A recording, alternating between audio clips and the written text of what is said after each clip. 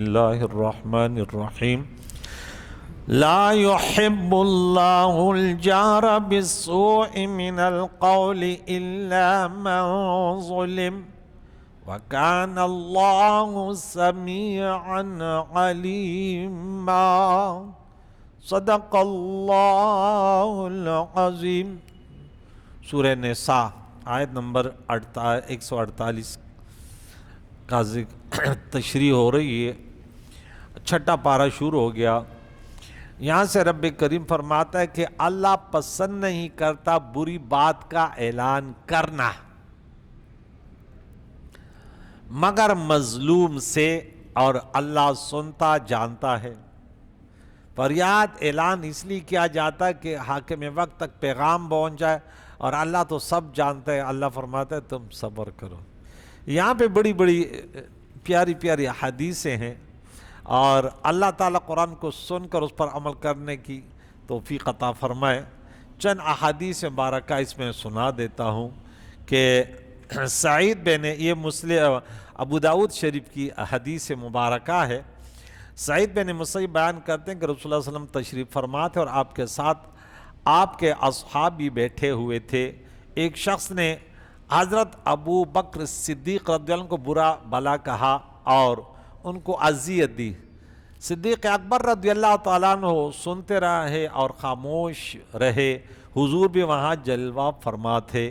پھر ان کو دوسری دفعہ اذیت دی، پھر صدیق اکبر خاموش رہے، پھر ان کو تیسری بار اذیت دی، تو حضرت صدیق اکبر رضی اللہ تعالیٰ عنہ نے ان سے بدلہ لیا، انہوں نے بھی جواب دے دیا۔ تو صدیق اکبر رضی اللہ تعالیٰ نے جیسے بدل لیا تو عقائد و جہان وہاں سے چلے گئے، اٹھ کر تشریف لے گئے، جانے لگے۔ صدیق اکبر رضی اللہ عنہ عرض کی، یا رسول اللہ صلی اللہ علیہ وسلم، کیا آپ مجھ سے ناراض ہو گئے؟ حضور علیہ السلام نے فرمایا، جب وہ شخص تم کو برا کہتا تھا تو آسمان سے ایک فرشتہ نازل ہو کر اس کی تکذیب کرتا تھا کہ تو جھوٹ بول رہا ہے، یہ شخص ایسے نہیں ہے۔ دنیا میں سچوں کے پیچھے بھی لوگ پڑے رہتے، کہتے یوں ہیں یوں ہیں یوں ہیں، تو پتہ چلا یہ ہر دور میں ہوتا ہے۔ اچھے لوگوں کے پیچھے بھی برے لوگ، شیطانی لوگ لگے رہتے ہیں۔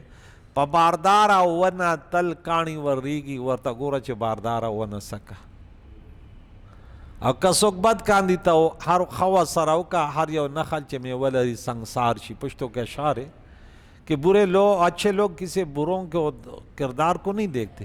اب پھر کہا کہ کوئی برا کرے تو اچھا کر، کیونکہ ہر پھلدار درخت پر پتھر برستے ہیں۔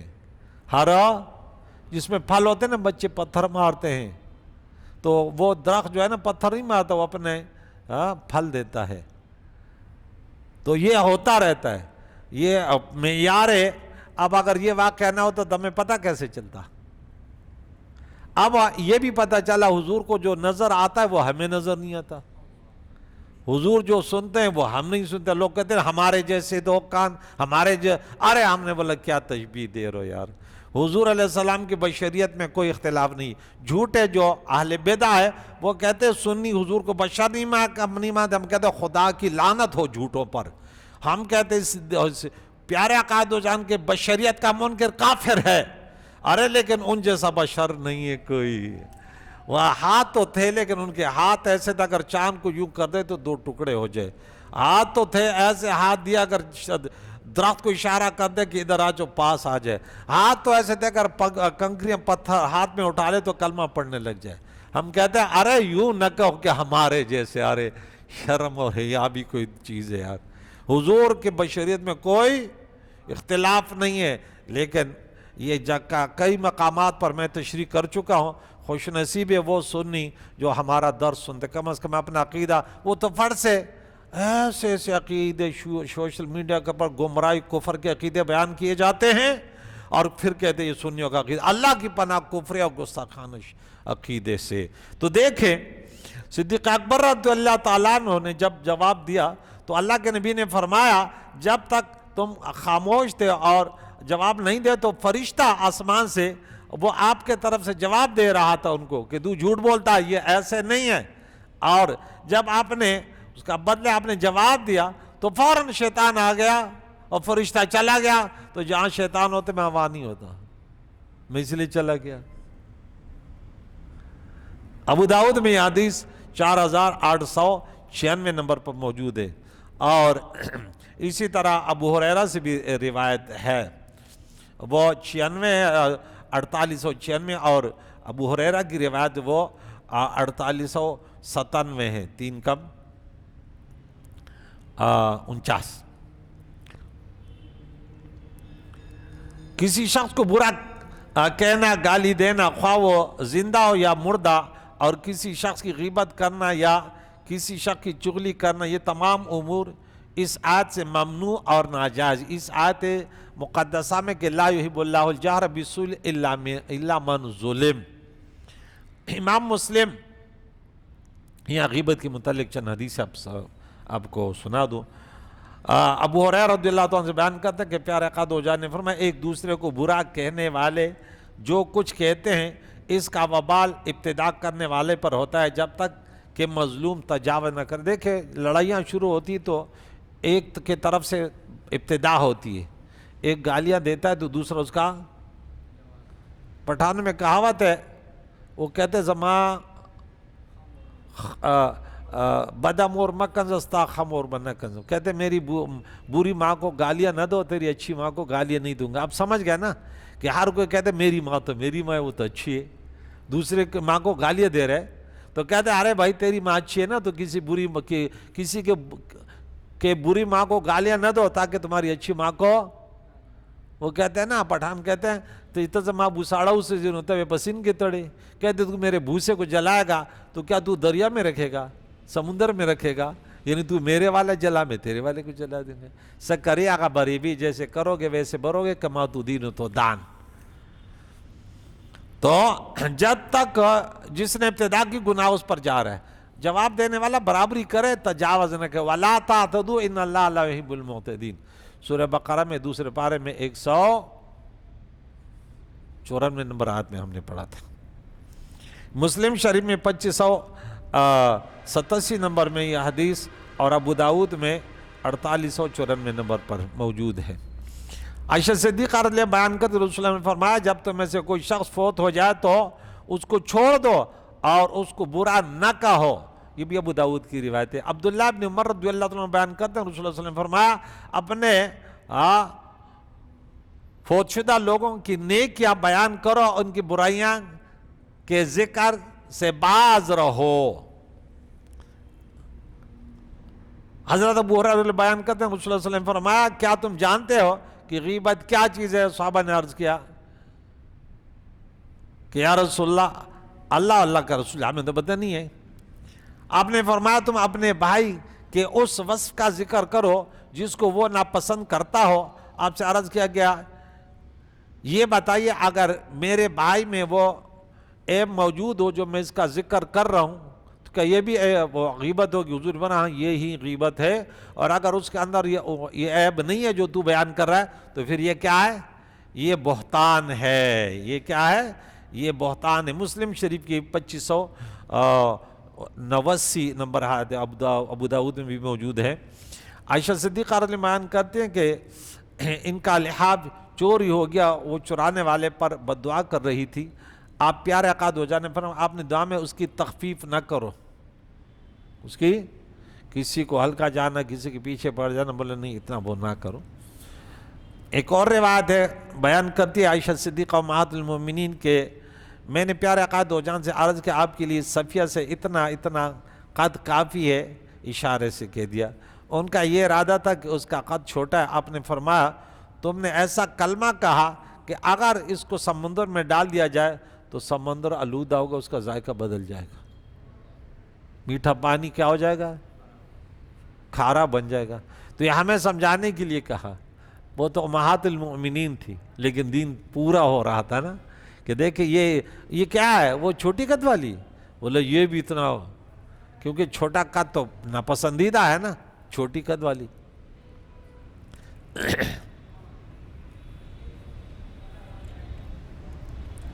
حضرت جابر رضی اللہ تعالیٰ عنہ اور حضرت ابو طلحہ رضی اللہ عنہ بیان کرتے ہیں کہ رسول اللہ صلی اللہ علیہ وسلم نے فرمایا، جو شخص کسی مسلمان کی اس جگہ بے عزتی کرتا ہے جہاں اس کی عزت نہ کی جا رہی ہو، اور اس کی توقیر میں کمی کی جا رہی ہو تو اللہ تعالیٰ اس کو ایسی جگہ بے عزت کرے گا جہاں وہ اپنی نصرت چاہتا ہو کہ میری مدد کی جائے، لیکن اس وقت اللہ ان کی مدد نہیں کی، کیونکہ اس نے اللہ کے ایک بندے کی ایسی جگہ بے عزتی کی جہاں اس کو مدد کی ضرورت تھی۔ اور جو شخص کسی مسلمان کی ایسی جگہ مدد کرے گا جہاں اس کی توقیر عزت میں کمی کی جا رہی ہو اور اس کی بے حرمتی کی جا رہی ہو، تو اللہ تعالیٰ اس کو ایسی جگہ اللہ ان کی مدد کرے گا جہاں وہ چاہے گا کہ میری مدد ہو۔ اگر کوئی بات ہے آپ کو زیادہ خطرہ نہیں تو کہہ دیں یہ بات آپ غلط کہہ رہے ہیں حضور والا، ہر جگہ نہیں اتنی غمی و خوشیاں نہیں بناؤ، ایک بات آپ مسلمان ہیں اور یہ بات آپ غلط کر رہے ہیں، سوری پہلے سوری کر دیں، لیکن یہ بات جو کہنا ہے آپ کو غلط فہمی ہو رہی ہے۔ ہاں یہاں کیا ہوتا ہے، کہتے ہیں جتنے 2 روپے دی خیر ہے، یہ کیا کہتے ہیں یار ہمارا کیا ہے کرے۔ حضرت حذیفہ رضی اللہ بیان کرتے ہیں رسول اللہ صلی اللہ علیہ وسلم فرمایا جنت میں چغل خور داخل نہیں ہوگا، لا يدخل جنہ، چغل خوری سے اللہ بچائے۔ عقبہ بن عامر بیان کرتے ہیں کہ میں نے عرض کیا یا رسول اللہ نجات کیسے ہوگی؟ آپ نے فرمایا اپنی زبان بند رکھو، اپنا گھر فراخ رکھو اور اپنے گناہوں پر رو۔ ابو سعید الخدری بیان کرتے ہیں رسول اللہ نے فرمایا جب ابن آدم صبح کرتے تو اس کے تمام اعضاء زبان کان انکار کرتے ہیں اور کہتے ہیں تو ہمارے متعلق اللہ سے ڈر، کیونکہ ہم تیرے ساتھ ہیں، اگر تو سیدھی رہی تو ہم سیدھے رہیں گے اور اگر تو ٹیڑھی ہو گئی تو ہم ٹیڑھے ہو جائیں گے۔ اور ایک اور نعمان بن بشیر بیان کرتے ہیں کہ انسان کے جسم میں ایک گوشت کا ٹکڑا ہے، اگر وہ درست ہو تو سارا جسم درست ہوتا ہے، اور اگر وہ فاسد ہو تو سارا جسم فاسد ہو جاتا ہے، سنو وہ دل ہے، بخاری کی حدیث ہے 25 نمبر۔ اسی طرح روایت میں تمام اعضاء کی صحت اور فساد کا دار و مدار زبان پر ہے، صحیح بخاری کی روایت میں اس کا مدار دل پر ہے، اور یہ تعارض ہے، اس کا جواب یہ ہے کہ زبان دل کی ترجمان ہے اور اس میں کوئی تعارض نہیں ہے، کبھی ایک بول کا مراد دوسرا ہوتا ہے۔ زبان کس کی ترجمان ہے؟ جو ذہن میں آتا ہے، دل سے مراد کیا ہے؟ ذہن ہے۔ سال بن سعید سعد بیان کرتے ہیں رسول اللہ نے فرمایا کون ہے جو میرے لیے اس کا ضامن ہو جو 2 جبڑوں کے درمیان اور جو 2 ٹانگوں کے درمیان شرمگاہ کی ضمانت دے، میں اس کے لیے جنت کا ضامن ہوں۔ ترمذی شریف کی حدیث ہے 2416 اور بخاری میں یہ حدیث ہے 6474، اس کے علاوہ بھی کئی وہ حدیث میں۔ تو الا من ظلم کا مظلوم کے لیے ظالم کے ظلم کو بیان کرنا اس کا جواز ہے، جو یہ الا من ظلم جو اس پر ظلم کیا جائے وہ بیان کر۔ اس پر 2-3 باتیں آپ کو وہ کہہ دوں کہ اللہ تعالیٰ مظلوم کے سوا کسی کے برے بات ظاہر کرنے کو ناپسند کرتا ہے، لیکن مظلوم اپنے اوپر کیے ہوئے ظلم کو بیان کر سکتا ہے، یہ زجاج کا قول ہے۔ مظلوم ظالم کے خلاف بدعا کر سکتا ہے، یہ عبداللہ بن عباس اور قتادہ کا قول ہے، کس کا معنی یہ ہے۔ اعصم نے کہا کہ کسی کے پوشیدہ احوال کی لوگوں کو خبر دینا جائز نہیں تاکہ لوگ کسی کی غیبت نہ کریں، لیکن مظلوم شخص یہ بتا سکتا ہے کہ فلاں شخص نے اس کے ہاں چوری کی یا غصب کیا۔ اس حدیث سے یہ مسئلہ بھی مستنبط کیا گیا کہ مظلوم شخص ظالم کی غیبت کر سکتا ہے، پس پش اس کے ظلم کو بیان کر سکتا ہے۔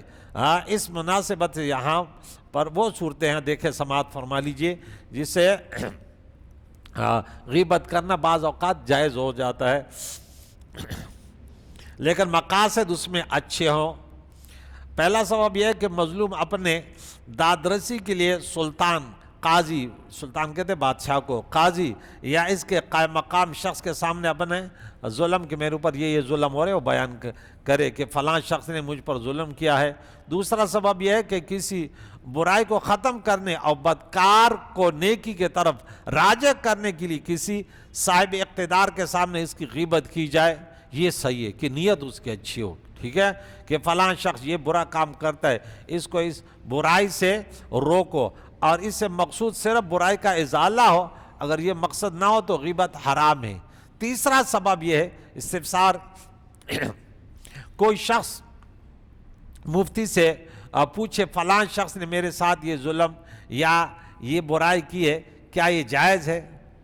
استفسار میں کوئی مسئلہ پوچھ رہا ہے تو یہ کوئی گناہ غیبت نہیں ہے۔ اچھا میں اس ظلم سے کیسے نجات پاؤں یہ پوچھ رہا ہے، تو کوئی وہ نہیں ہے۔ یا اپنا حق کس طرح حاصل کروں، اس میں بھی افضل یہ ہے کہ اس شخص کے تعیین کے بغیر سوال کرے، اس کا نام نہ لے کہ ایسے شخص کا کیا شرعی حکم ہے، تاہم تعیین بھی جائز ہے۔ چوتھا سبب یہ ہے کہ مسلمانوں کی خیر خواہی کرنا اور ان کو کسی شخص کے ضرر سے بچانا، اور اس کے بہت ساری صورتیں۔ نمبر ایک، مجروح راویوں پر جرح کرنا کہ بھئی یہ راوی ہے، یہ روایت ہے لیکن یہ راوی صحیح نہیں ہے، تو راوی سے تو عداوت نہیں ہے نا، اصل کے وہ بات جو آ رہی ہے حدیث مبارکہ کہ وہ اگر یہ شخص صحیح نہیں تو یہ روایت صحیح نہیں ہے۔ اور فاسق گواہوں کے عیوب نکالنا، یہ اجماع مسلمین سے جائز ہے، بلکہ ضرورت کی وجہ سے واجب ہے۔ اچھا کوئی شخص کسی جگہ شادی کرنے کے لیے مشورہ کرے، یا کسی شخص سے شراکت کے لیے مشورہ کرے، یا کسی شخص کے پاس امانت رکھنے کے لیے مشورہ کرے، یا کسی شخص کے پڑوس میں رہنے کے لیے مشورہ کرے، یا کسی شخص سے کسی بھی قسم کا معاملہ کرنے کے لیے مشورہ کرے، اور اس شخص میں کوئی عیب ہو تو مشورہ دینے والا اس پر واجب ہے کہ پورے بات ضائع کر دے۔ حضور آپ اس کو رشتہ دے رہے ہیں لیکن یہ اس کی حالت یہ ہے، آپ اسے کاروبار کر رہے ہیں لیکن یہ ہے، آپ اس کو قرض دے رہے ہیں لیکن اس کا کردار یہ ہے۔ تو یہاں پہ ہم آج کے دور میں ہم اس چیز کو ہم کہتے ہیں ہمارا کیا ہے، ہمارا کیا ہے، جائے بھلے پھنس جائے، لیکن یہ کہتے ہیں یہ گناہ نہیں ہے، بلکہ آپ سے انہیں مشورہ لیا، آپ بتا دیں حضور آپ یہاں مکان لے رہے ہیں لیکن یہ اڑوس پڑوس والے ایسے ہیں، یہاں تیرا جینا حرام کر دے گا۔ ہاں جب انسان، دوسرا جواب ہے، جب انسان یہ دیکھے کہ ایک طالب علم کسی بدعت یا فاسق سے علم حاصل کر رہا ہے، گمراہی پہ چلا رہا ہے، بہت سارے علماء ایسے ہیں جن کا پڑھانا مقصد کیا ہوتا ہے، فرقواریت، کہتے ہیں میں قرآن پاک پڑھاتا ہوں۔ اب سوشل میڈیا پر کئی ایسے افراد ہیں کہتے کوئی تراوی نہیں ہے، کوئی فلاں نہیں ہے، کوئی میتوں کے لیے کوئی صالح ثواب نہیں ہے، اللہ والوں کا ذکر، یہ تو عجیب قسم کے لوگ۔ تو ایسوں کے ساتھ پڑھنے والے کو بولے اب آپ اس کے پاس بیٹھے نہیں ڈالے، کل کو یہ تو ضوالین والے گئے، ولا ضوالین، یہ تو قرآن میں بھی تعریف کرتے، پڑھنے میں بھی، لیکن مسلمان چونکہ وہ تو کہتے یار یہ بھی قاری ہے۔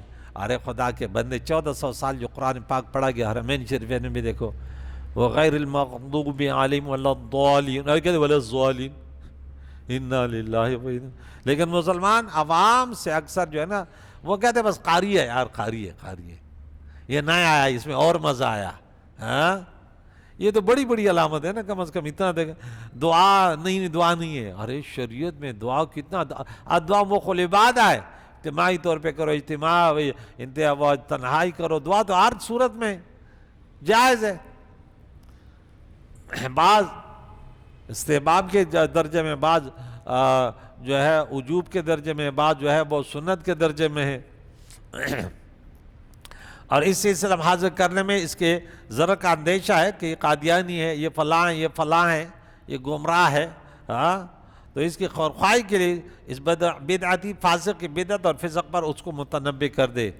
کسی ایسے شخص کو علاقہ کا حاکم بنایا ہوا ہو جو اس منصب کا اہل نہ ہو، اس کو صحیح طریقے پر انجام نہ دے سکتا ہو، یا غافل ہو، یا اور کوئی عیب ہو، تو ضروری ہے کہ حاکم اعلیٰ کے سامنے اس کے عیوب بیان کیے جائیں تاکہ اہل اور کارآمد شخص کو حاکم بنایا جا سکے۔ پانچواں سبب یہ ہے کہ کوئی شخص علی اعلان فسق و فجور اور بدعات کے ارتکاب کرتا ہو، مثلا شراب نوشی، جوا کھیلنا، لوگوں کے اموال لوٹنا وغیرہ، تو ایسے شخص کے ان عیوب کو پس پشت بیان کرنا جائز ہے جو کہ وہ علی اعلان کرتا ہو۔ اس کے یعنی اعلانیہ طور پہ گناہ کرنے والے کی غیبت منع نہیں ہے، دیکھیں اعلانیہ طور پہ، اب یہ بات بھی یاد رکھیں۔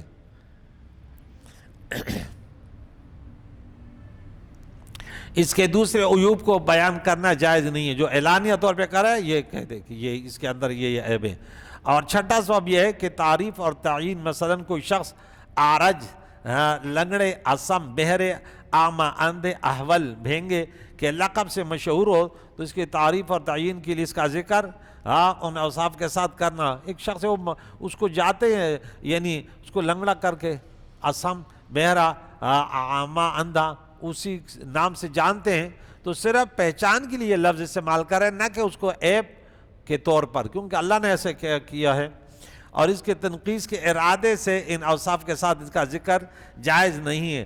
اگر اس کی تعریف اور تعیین کسی اور طریقے سے ہو سکے تو پھر یہ بھی ذکر نہ کرے، یہ ذکر نہ کرے۔ تو یہ آج کا ہمارا یہ سبق تھا کہ اللہ تعالیٰ پسند نہیں کرتا بری بات کا اعلان کرنا، الا من ظلم، مگر مظلوم سے۔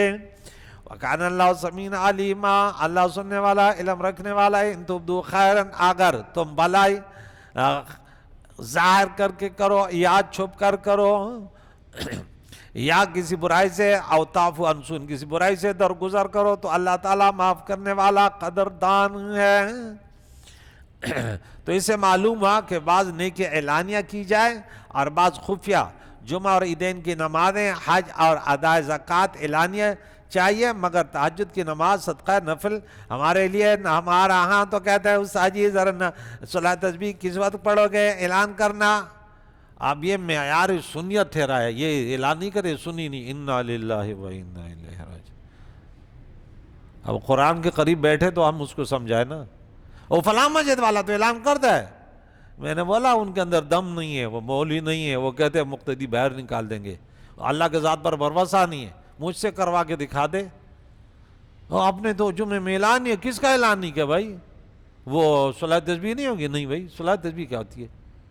تم اتنا بڑا پن خان میں گیا، فرض نماز سناؤ مجھے، فرض نماز نے اعلان نہیں کیا، فلاں نہیں کیا، فلاں نہیں کیا، عجیب دین بنا لیا۔ اب جمعہ کی نماز کے لیے نہیں، آپ دکان میں بیٹھا ہوا ہے، نہیں پڑھ رہا، اور فجر کی نماز پورے 365 دن میں نہیں پڑھی، صلاۃ تسبیح کے لیے مجھے اعلان کر میں کتنے بجے ہوگی؟ کیوں؟ مولوی صاحب نے بہت تعریف کی، کچھ چھوٹے بڑے ظاہر بات سب گناہ معاف ہو جائیں گے۔ ارے نہیں، کوئی کبیرہ گناہ معاف نہیں ہوگا، توبہ سے، اور وہ اگر حقوق العباد اس کے لوٹانے سے۔ بڑی رات ہے اس کی اپنی جگہ، لیکن یہ مقصد نہیں ہے جو تو نے بنا رکھا، جو تیرا عقیدہ بھی بگڑ گیا، بدعتی بن گیا، پھر لوگ ہمیں بدعتی کہتے، بدی۔ ہاں، وہ غریب مولوی عوام نے اس کے اندر لگام ڈالا ہے، اس کو چلا رہا ہے۔ اب اس غریب کے اندر دم بھی ہو، ڈاکٹر اپنے کھول کر اپنا علاج کر رہا ہے، ہر کوئی اپنا کام کر رہا ہے، ایک مولوی ہے کہ اس کو عوام چلا رہے ہیں۔ کسی کے سامنے بات کرو کہتے عوام، بھائی عوام ہمارے پیچھے ہے، ہم کیوں عوام پیچھے چلے؟ دین میں سکھاتا ہوں ان کو، فرض نماز پڑھنے والے بن جاؤ، جنتی بن جاؤں گے یار۔ پوری زندگی نوافل پڑھتے رہو، پوری زندگی روزانہ صلاۃ تسبیح باجماعت پڑھتے ہو، پوری زندگی، خدا کی قسم ایک فرض نماز کے برابر نہیں ہے، پھر کیوں ایسے کرتے ہو یار؟ ہم نوافل پڑھنے والے ایسے نہیں، لیکن یہ کیا ہے جو تم قرآن کی تفسیر سن رہے ہو؟ چھپ کر کیا کرو نوافل، صدقات، نوافل نفلی صدقے چھپ کے کیا کرو۔ بولے ہمیں تو آتی نہیں، تو نہیں آتی، تمہیں فرض نہیں آتی، تو نوافل نہیں آتی، چھوڑو، نہیں آتی، بس بات ختم۔ نہیں، آپ ہمیں پڑھائیں، کیوں پڑھاؤں میں فرض نماز کا ذمہ دار ہوں۔ دین 2 نمبر مولویوں نے برباد کر کے رکھ دیا، وہ عوام کو پتہ ہی نہیں، غریبوں کو۔ وہ تو آر کہتے میں نے تو زندگی گزاری ہے، یہی میں نے تو یہی مولوی دیکھے۔ یہ کہتے سر یہ باتیں ہم نے نہیں سنی کراچی میں۔ کیوں نہیں سنی تم نے؟ تو کبھی درس میں بیٹھا؟ نوافل، میں بخاری کا حدیث اکثر سناتا ہوں، مسلم شریف، وہ مشکات شریف میں بھی 97 نمبر صفحے پہ ہے کہ اللہ تعالیٰ کو سب سے پسندیدہ، وہ بڑی حدیث ہے، من عادی لی ولیا فقد آذنت بالحرب، اس میں اللہ فرماتا ہے مجھے جو بندے کے پسندیدہ اعمال ہیں وہ مما افترضت علیہ، وہ جو میں نے اس پر فرض کیے وہ ہیں۔ پھر اس کے بعد آتے ما زال عبدی یتقرب الی بالنوافل، نوافل کے ذریعے بڑے بڑے رتبے ملتے ہیں، لیکن فرض کی ادائیگی کے بعد فرض ادا نہیں کیا تو نوافل قبول نہیں ہے، بات ختم۔ کہتے سر یہ تو سب نے فرض نہیں پڑھتے، تو اب کیسے کہتے ہیں؟ میں نے بولا تو نہیں پڑھتے تو فرض پڑھائیں گے؟ ہمارا کام نہیں ہے کہ ہم کسی کو منع کریں، نہیں۔ قرآن میں کیا تو نے اس شخص کو دیکھا جو لوگوں کو نماز سے منع کرتے ہیں؟ ارایت الذی ینہی عبدا اذا صلی، تو ہم کسی کو روکیں گے نہیں، پڑھتے رہے، لیکن ہم نے مسئلہ بتا دیا کہ بھئی اگر تیرے اوپر فرض نماز ہے تو نوافل نہ پڑھو، فرضوں کو لٹاؤ، ان بڑی بڑی راتوں میں اللہ سے اپنے گناہوں کی معافی مانگو۔ ہم سنی ہے لیکن وضاحت مسئلے کا کریں گے۔ تو تہجد کی نماز صدقہ نفلی چھپا کر افضل ہے. یہ بھی معلوم ہوا کہ اپنے ذاتی مجرموں سے درگزر کرنا بہتر ہے کہ اوتاف انسوئن. اوتاف انسوئن سے معلوم ہے مگر دینی قومی ملکی مجرموں کو معاف کرنے کا کسی کو حق نہیں ہے. یہاں یہی ہوتا ہے. ان الذین یکفرون، وہ لوگ جو انکار کرتے ہیں اللہ واللہ کے رسول کے، ویریدون، اور چاہتے ہیں ان یفرقوا بین اللہ، کہ وہ تفرق ڈالے اللہ اور ان کے رسولوں کے درمیان. ویقولون نؤمن ببعض ونکفر ببعض، کہتے ہیں بعض کو مانتے ہیں بعض کا انکار کرتے ہیں، یہ مرتد کافر ہیں. ویریدون ان یتخذوا بین ذلک سبیلا، وہ چاہتے ہیں ان کے درمیان راستہ نکال لے کوئی اپنا راستہ. یہ نہیں ہے. اولئک هم الکافرون حقا، یہ ہیں پکے کافر. یہ کیا ہے؟ تو اس سے چند مسئلے معلوم ہے. ایک یہ کہ ایک پیغمبر کا انکار بھی ویسا کفر ہے جیسے سارے پیغمبروں کا انکار. یہی حال قرآن کی آیتوں کا ہے کہ ایک آیت کا انکار سارے قرآن کا انکار، یہ یکساں کفر ہے. دوسری یہ کہ کفر کی مقدار میں زیادتی کمی نہیں ہوتی کہ آدھا یا چوتھائی کافر ہوا. ہاں کیفیت کفر میں فرق ہے. تو یہ پکے کافر ہیں جو بعض کو مانے اور بعض نہیں. ہم کہتے ہیں لا نفرق بین احد من رسله واعتدنا للکافرین عذابا مہینا، اور ہم نے کافروں کے لیے ذلت کا عذاب تیار کر رکھا ہے. والذین آمنوا، وہ لوگ جو ایمان لائے اللہ پر و رسول اللہ کے رسولوں پر، ولم یفرق بین احد منہم، کسی ایک نبی کے درمیان نفس رسالت میں فرق نہیں کرتے.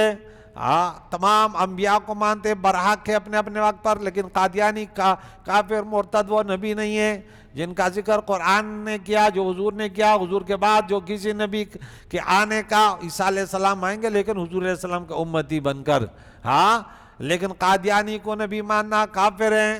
یہ قادیانی پھر اپنے لیے دروازے کھولتے، کہتے دیکھے تم نبیوں کا انکار نہیں کرتے نا تو قادیانی تو ملعون دجال ہے. یہ تو میرے نبی نے پہلے بتا دی، اتنے نبوت کا دعویٰ کریں گے دجال ہوں گے میرے بعد جتنے. حضور آخری نبی خاتم النبیین ہے. اولئک سوف یؤتیہم اجورہم، اللہ فرماتے ان لوگوں کو ان قریب ہم ان کا اجر دیں گے، ان کا ثواب دیں گے. وکان اللہ غفور الرحیم، اللہ بخشنے والا اور مہربان ہے. نیکیوں کا جزا ملنا ایمان پر موقوف ہے. ایمان ہے تو نیکیاں قبول ہے، ایمان نہیں ہے تو نیکیاں مردود ہے. کریم مولا تو بڑا رحیم اور کریم ہے. قرآن پاک کی تعلیمات سے ہم سب کو بہرامند فرما. قرآن پاک سننے والے بنا دے، ان کے تعلیمات سیکھ کر اس پر عمل کر کے دوسروں کو پہنچانے کی توفیق عطا فرما. صلی اللہ علیہ محمد و صحبہ اجمعین برحمتک.